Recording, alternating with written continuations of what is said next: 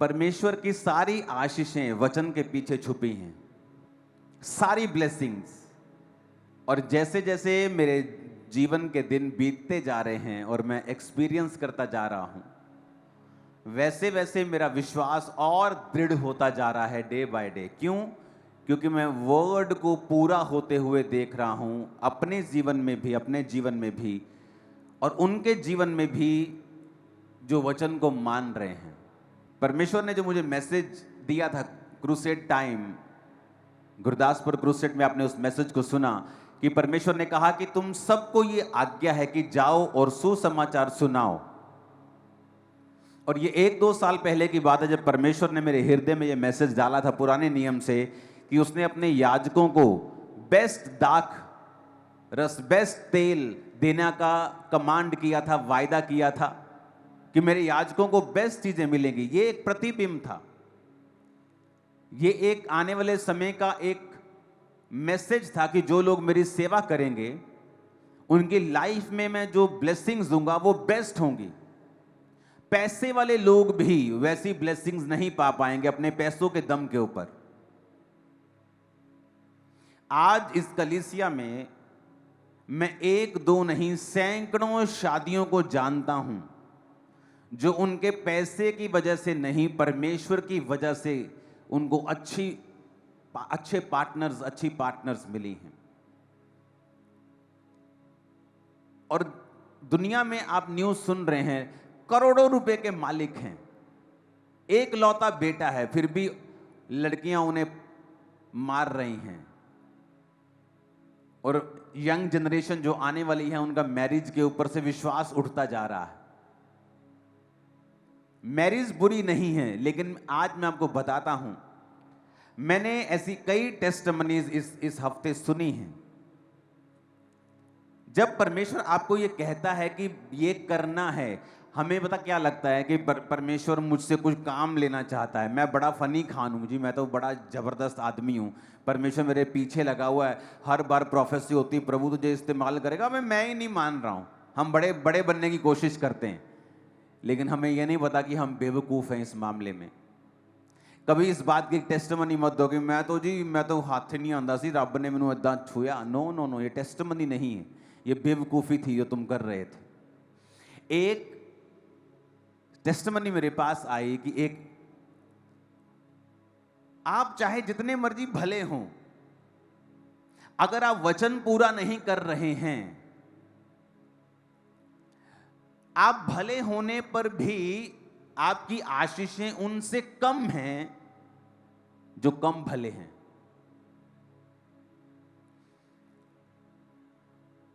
Thursday मैंने बताया था कि परमेश्वर ने 1999 में, 1999 में दुनिया का सबसे बड़ा पेंटिकोस्टल स्ट्रक्चर, पेंटिकोस्टल चर्च जो नाइजीरिया में बनी थी, वो सबसे गरीब देश में परमेश्वर ने क्यों चुना बनाना? क्योंकि उस पास्टर की गवाही थी कि वो अपने टाइथ को भूलता नहीं था जब वो गरीब था, और चर्च का और पर्सनल टाइथ वो निकालता था और निकालता था और निकालता था, और परमेश्वर ने उस गरीब देश में भी सबसे बड़ी चर्च को खड़ा कर दिया। आज वही चर्च दुनिया का सबसे बड़ा स्टेडियम बना रही है, जो दुनिया के सबसे बड़े स्टेडियम, इंडिया के सबसे बड़े स्टेडियम से दुगना। क्यों? परमेश्वर साबित करता है कि अगर तुम मेरे वचन को पूरा करोगे, कोई मायने नहीं रखता तुम्हारा देश कौन सा है, जाति कौन सी है, परिवार कौन सा है, बैकग्राउंड कौन सा है, मैं तुम्हें किसी भी रीति से कहीं से भी इतना आशीषित कर सकता हूं जितना अमीर देशों में उतने बड़े चर्च नहीं बने जितना गरीब देश में बन गया। अमेरिका में भी बहुत बड़े बड़े चर्चेस हैं, लेकिन बात यह थी कि किसी व्यक्ति ने फैसला किया कि मैं परमेश्वर के वर्ड के ऊपर चलूंगा, और परमेश्वर को ऐसे व्यक्ति चाहिए जो वचन के ऊपर स्टैंड लेने वाले हों, और परमेश्वर उन व्यक्तियों को दूसरों को दिखा सके कि देखो इस व्यक्ति ने मेरा वचन पूरा किया, और देखो मैंने इसके जीवन में असंभव काम किया है। आज उस सबसे बड़े गरीब देश में, आज भी उस देश में आप चले जाओ, आपको 1950 वाली फीलिंग आएगी। आपको आप मेन रोड पे चले जाओ, आपको टूटी हुई दुकानें, मोस्टली 90% 80% आपको टूटी हुई दुकानें, गली हुई लोहे की छतें, टीनें आपको मिलेंगी। ऑलमोस्ट एवरी शॉप, यहां तक कि वहां के जो आपको बड़े बड़े क्या बोलते हैं पेट्रोल पंप रास्ते में मिलेंगे, वो भी खस्ता हालत में मिलेंगे। लेकिन वहां पर एक व्यक्ति वर्ड पूरा कर रहा है और बहुत से लोग उस गवाही से इनकरेज हुए। जब ये चर्च ओपन हुई थी तो लोगों ने और पास्टर्स ने कहा था, तुमने गलत जगह पे चर्च ओपन की है, ना तो उस गांव में कोई क्रिश्चियन है और तुमने शहर के इतनी बाहर चर्च ले ली है, जलंधर के इतनी बाहर है ये कि लोग आ ही नहीं पाएंगे वहां पे। और यहां अब मुंबई से भी लोग फ्लाइट पकड़ के संडे आ जाते हैं, कोई फ्रांस से आ जाता है, कोई इंग्लैंड से आ रहा है, कोई यूएसए से आ रहा है, कोई कनाडा से बैठा हुआ है। बात यह है कि तुम लोग वचन को कितना अपने जीवन में लेते हो। अब परमेश्वर ने कहा सेवा कर। लोगों को क्या लगता है कि परमेश्वर अपना राज्य फैलाना चाहता है, इसलिए वो हमें कह रहा है कि जाओ सेवा करो। हम सोचते हैं कि इसमें परमेश्वर की कोई भलाई है। भाई साहब, परमेश्वर की कोई भलाई नहीं है। चाहे 10 लाख या 10 करोड़ या 100 करोड़ लोग स्वर्ग जाएं, उसने तो बना दिया है स्वर्ग और नरक। अब किसको कितने कहां जाना है ये हम पे निर्भर करता है। तुम स्वर्ग नहीं जाओगे तो स्वर्ग हिलने वाला नहीं है, बिल्कुल भी तुम्हें मिस करने वाला नहीं है। उसने तुम्हें वचन दे दिया है, तुम्हारे लिए जान दे दी है। अब ये हमारा फैसला है। एक टेस्टमनी में मुझे आई कि एक व्यक्ति जब इस सेवकाई में आकर उसने सब चीजों को देखा और उसने सेवकाई के सब फलों को देखा, और उसका बेटा जो था वो इनकरेज नहीं था सेवा के लिए वो इतना। और जब वो सेवा को देखकर जाके बोला कि मैं भी अब सेवा करूंगा, परमेश्वर ने उसके रास्तों को खोला और जो डिले स्पिरिट थी उसे खत्म किया और उसकी जिंदगी में बहुत बड़ा एक काम हुआ जैसे ही वो यहां से गया। सुनो मेरी बात, मैं सब टेस्टिमनी को खुल के नहीं दे सकता हूं, लेकिन आपको समझना पड़ेगा। आप भले हो सकते हैं, आपके माता पिता भले हैं, प्रभु में पवित्रताई में हैं, लेकिन अगर आप वर्ड पूरा नहीं कर रहे हैं और झिझक रहे हैं, कंफर्ट से बाहर नहीं आ पा रहे हैं, तो उसमें क्या होता है, हम ही डिले होते हैं। जब लोग इस सेवकाई में आए और उन्होंने सेवकाई की बरकतों को देखा कि परमेश्वर जो अफ्रीका में करता था, जो अमेरिका में करता था, वो आपकी सेवकाई में बढ़ के हो रहा है उससे भी। लेकिन कैसे हो रहा है हम नहीं जानते, लेकिन ब्रदर ये आपके जीवन में जो हो रहा है ना, ये अद्भुत हो रहा है। ये कैसे हो रहा है? मैं शुरू से ही इस बात में दो मन नहीं रहा हूं कि मुझे परमेश्वर की सेवा करनी है कि नहीं करनी। जब मैं 6 मंथ का विश्वासी था और अभी तक अपने डिप्रेशन से भी बाहर नहीं आया था पूरी तरह से, हालांकि वो बढ़ गया था और नशा छोड़ चुका था, पाप छोड़ चुका था, हीलिंग मैंने अभी रिसीव नहीं की थी, डिलीवरेंस रिसीव नहीं की थी, दुष्ट आत्मा से आजाद हो गया था, लेकिन फिर भी अभी शैतान के अटैक कभी कभी वो आता था करने के लिए। और 6 महीने का विश्वासी होने के बावजूद मैं सेवा में आ गया था, लोगों पे प्रार्थना करता था, प्रीच करता था, काउंसलिंग करता था लोगों की। और वही पैटर्न शुरू से मेरी लाइफ में मैंने फॉलो किया है। मैं अपने बिजनेस में हूं तब भी सेवा कर रहा हूं, मैं किसी से मिल रहा हूं तो प्रचार कर रहा हूं, किसी से मिल रहा हूं, किसी रिश्तेदार को मिल रहा हूं, उसे अच्छा लगे ना लगे, मैं यीशु मसीह के बारे में बता रहा हूं और प्रचार कर रहा हूं। मैंने कभी भी ये नहीं सोचा कि लोग मेरे बारे में क्या सोचेंगे या लोग ये क्या कहेंगे कि हर वक्त यीशु मसीह की बात करता रहता है। आप जब लोगों में बैठते हैं तो रेयरली मैंने देखा है लोगों को यीशु मसीह की बात करते हैं। इधर की बात करेंगे, उधर की बात करेंगे, देश की बात करेंगे, पॉलिटिक्स की बात करेंगे, इकोनॉमी की बात करेंगे, लेकिन जीसस की बात नहीं करेंगे। और इसीलिए मैंने नोटिस किया है कि मेरी लाइफ में जो ब्लेसिंग्स लोगों को 60 साल में नहीं मिलती हैं, वो मेरी लाइफ में अभी से हैं। वो सेवकाई अभी से है। और इमेजिन करो अगर अभी हमने वो पैटर्न फॉलो करके यहां पहुंचे हैं तो फ्यूचर कहां होगा। Too glorious. जो लोग बेचारे देख नहीं पा रहे, उनकी आंखें चुंधिया रही हैं, वो तो अंधे हो जाएंगे फ्यूचर में। जो देखने वाले हैं वो, उनकी तो आंखें बंद हो जाएंगी, क्योंकि ये परमेश्वर का प्लान है आप लोगों के लिए। जब आप फैसला करते हैं कि मैं सेवा करूंगा, जो ब्लेसिंग आपको 15 साल बाद मिलने वाली है, जो डिले में है, परमेश्वर उसको जल्दी और बेस्ट आपकी लाइफ में भेजना शुरू करता है। हमें लगता है कि परमेश्वर हमें चुन रहा है, पता नहीं इसमें परमेश्वर को कितना का फायदा है। मैंने आज 10,000 टाइथ बोया है, पता नहीं आज कितने के चर्च में फायदे हो जाएंगे। इसमें हमारा फायदा है, आपका फायदा है, मेरा। अगर मैं आज मैंने लाखों रुपए के सीड को मैं सोच के आया हूं बोने के लिए, उसमें परमेश्वर का फायदा नहीं है, उसमें मेरा फायदा है। वो मेरे रास्तों को ओपन कर रहा है, वो मेरी लाइफ में ग्रेस को बढ़ा रहा है, वो मुझे वो आशीष दे रहा है जिसके मैं काबिल नहीं हूं। जो आज मेरी जिंदगी में है, जो आशीषें हैं, जो सेवकाई परिवार कुछ भी है, मैं उसके काबिल नहीं हूं। नेचुरली अगर प्रभु को मुझसे दूर कर दिया जाए तो मैं उन चीजों के काबिल नहीं हूं। लेकिन उस सेवा के कारण और उस वर्ड के कारण जो मैंने फॉलो किया है, और उस वचन के कारण जो बाइबल में लिखा है, मैंने उस वचन को फॉलो किया है। मैंने सोचा नहीं है, मैंने ज्यादा सोच विचार नहीं किया है, मैंने सलाहें नहीं ली हैं, मैंने बुजुर्गों से इस विषय में सलाह नहीं की, मैंने पास्टरों से सलाह नहीं की मुझे कैसे और कब सेवा करनी चाहिए।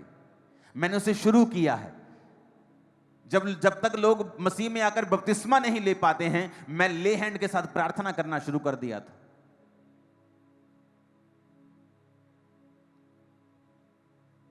हालेलुया। ऊंची आवाज में कहो हालेलुया। और मैंने देखा है कि लोगों ने टेस्टिमनी दी है कि ब्रदर, आपकी सेवकाई से जब हमारे बच्चे उत्साहित हुए हैं और उन्होंने कहा है कि हाँ हम फुल फ्लैश सेवा करेंगे, तभी परमेश्वर ने देखो एक ऐसा काम किया जो 33 साल से नहीं हो रहा था, जो पिछले 15 साल से नहीं हो रहा था, पिछले 10 साल से नहीं हो रहा था। और परमेश्वर ने इतनी जल्दी कर दिया, हम हैरान हैं। क्यों? चाहे आप भले हैं, पवित्रताई में हैं, लेकिन जब तक आप परमेश्वर के लिए फुल फ्लैश खड़े नहीं होते हैं, वो भी आपके लिए फुल फ्लैश काम नहीं करता है। आपकी सारी दुनिया की ब्लेसिंग्स आपकी सेवा और परमेश्वर के वचन के पीछे छुपी रहती है। आप एक डॉक्टर हो सकते हैं राइट नाउ चर्च के अंदर। बहुत से इंडिया के बड़े बड़े हॉस्पिटल्स हैं, बहुत बड़े बड़े, जो बिलियनियर्स के हैं, और वहां के डॉक्टर्स इस चर्च को फॉलो करते हैं। आप एक बड़े डॉक्टर हो सकते हैं, लेकिन आपकी मेजर मिनिस्ट्री है प्रचार करना, आपकी सेकेंडरी मिनिस्ट्री है लोगों को हील करना एक डॉक्टर के रूप में। आप एक इंजीनियर हो सकते हैं, आपकी सबसे पहली सेवकाई है प्रचार करना, और इंजीनियर आप इसलिए हैं कि आप अपने जैसों को प्रचार कर सकें, अपने परिवार का पेट पाल सकें, अपना जीवन गुजारा कर सकें और परमेश्वर के रास्ते में अच्छी तरह से चल सकें। इसलिए परमेश्वर ने आपको वो कमाने का जरिया दिया है।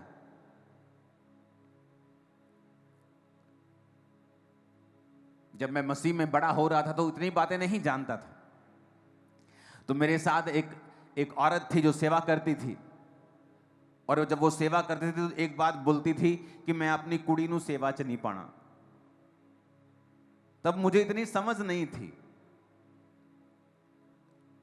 क्योंकि उसे सेवकाई में दुख नजर आते थे, परसिक्यूशन थी, प्रॉब्लम्स थी। लेकिन कई बार कुछ दुख ऐसे होते हैं जो सेवा के कारण नहीं होते, बल्कि सेवा को अच्छी तरह से ना करने के कारण, और इमेच्योरिटी, जो आत्मा में हम मैच्योर नहीं होते, संपूर्ण नहीं होते, और हम सीखते हैं और गलतियां करते हैं। कई बार वो इन वजहों से हमारी जिंदगी में होती हैं, और जब वो इन वजहों से होती हैं, हम अगली जनरेशन पर भी वो कर्स रिलीज कर देते हैं कि नहीं नहीं, मैं अपने बच्चे को सेवा में नहीं डालूंगा।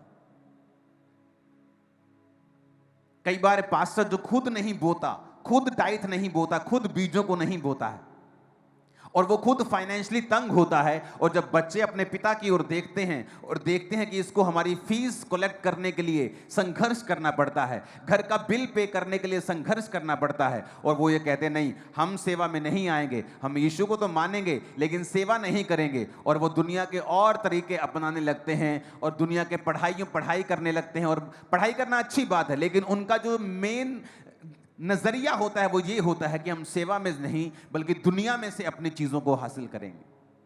और धीरे धीरे उनकी लाइफ में भी स्ट्रगल शुरू होता है, डिसअपॉइंटमेंट शुरू होती है, क्योंकि वो अपने पिता की ओर देख रहे हैं, और उन्हें अपने पिता की ओर नहीं देखना। सबसे पहले, चाहे वो मेरे बच्चे हों या आपके हों या उनके हों, उनको अपने ऊपर वाले पिता की ओर देखना है कि वो क्या कहता है। आमीन। क्योंकि वो सबसे प्रथम है। जब वो ऊपर पिता की ओर देखेंगे और वो देखेंगे कि पिता ऊपर वाला ये कह रहा है कि जा और मेरी सेवा कर, जा और जब जातियों को चेला बना, जा और सब जातियों को बता, मानना सिखा उन आज्ञाओं को जो शुरू से लेके अंत तक मैंने तुम्हें मानना सिखाई हैं। सब जातियों को चेला बनाकर बाप बेटा पवित्र आत्मा के नाम में उन्हें बैप्टाइज कर। अब अगर वो स्वर्गीय पिता की आवाज को सुनेंगे तो उन्हें मालूम होगा कि परमेश्वर ने हमें काम के लिए बुलाया है। और वो औरत जब बोलती थी मैं अपनी बेटी को सेवकाई में नहीं डालूंगी, हाँ मेरा बेटा सेवा करेगा। जब बेटी बड़ी हुई, उसकी शादी हुई, बहुत सुंदर लड़की, अच्छी लड़की, डाइवोर्स हो गया।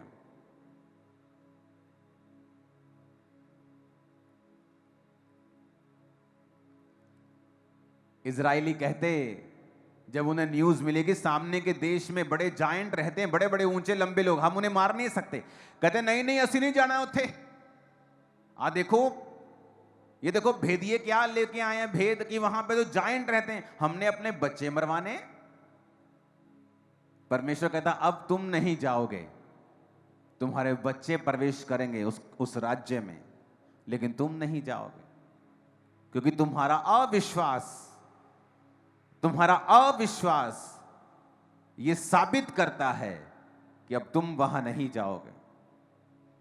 और सोचो, सेम मुसीबत उसके बेटे की लाइफ में भी आई, उस औरत के बेटे की लाइफ में, पर बेटा निकल गया और सेटल हो गया, और बेटी सेटल नहीं हुई। क्यों? क्योंकि वो सेवा में नहीं थी। सेम मुसीबत भाई बहनों पे आई, मैरिज प्रॉब्लम। जब आप सेवा में होते हैं आप प्रोटेक्टेड होते हैं, प्रभु आपका एक्स्ट्रा ध्यान रखता है, एक्स्ट्रा ब्लेसिंग आपकी लाइफ में होती है, एक्स्ट्रा स्पीड आपकी लाइफ में होती है, ज्यादा तरीके से, ज्यादा बड़े तरीके से परमेश्वर आपको ब्लेस करता है। और वो चीजें होती हैं जो एक नॉर्मल विश्वासी अपनी लाइफ में हासिल करने में समय लगाता है और समय लगता है, और लेकिन आपकी लाइफ में वो जल्दी होता है।